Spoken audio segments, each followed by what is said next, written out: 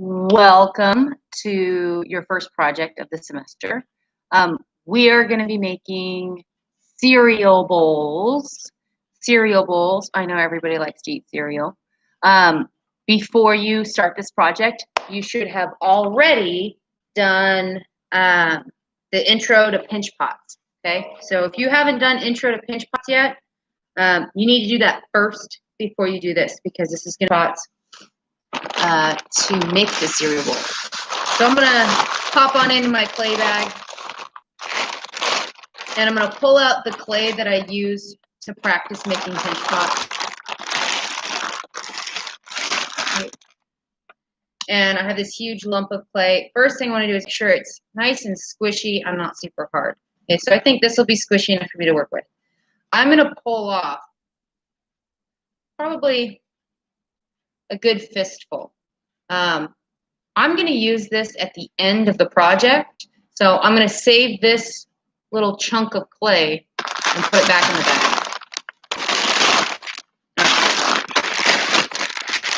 bag. You are going to need to work this clay into a consistent state. It's too large to compact, so we're going to work on a technique called wedging. If you don't have a table that's strong enough, make sure you have concrete somewhere outside.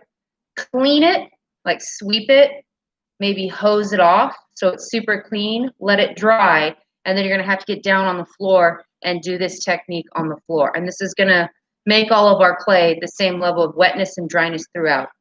The word for that is called homogeneous. Okay, so we're going to homogenize our clay doing a technique called wedging.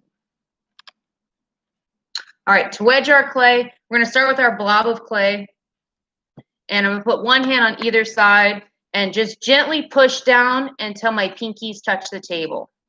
And then I'm going to rock it up a little bit, rotate my hands, push down until my pinkies touch the table. I'm going to do this over and over again, and you're going to work up a sweat, and I'm kneading the clay. Just kneading the clay.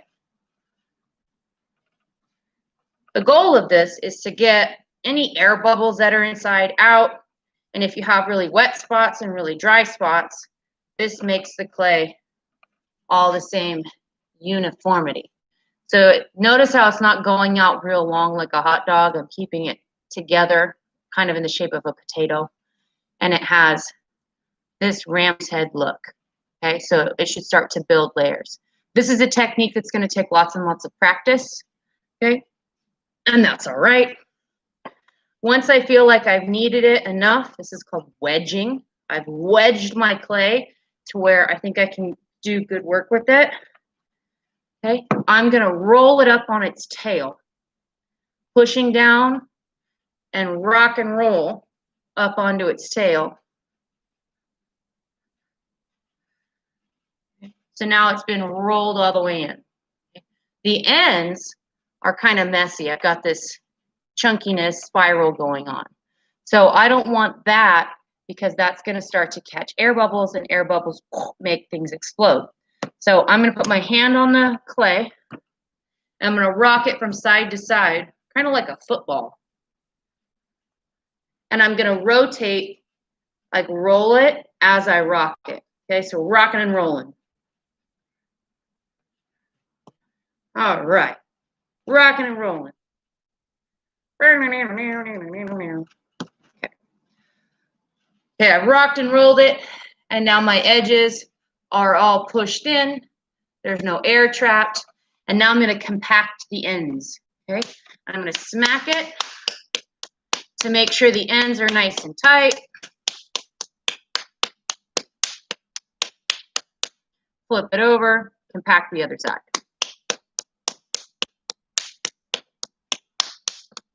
I'm going to keep going until I have roughly a ball shape. Okay, work on that. That's step one. See you back for part 2.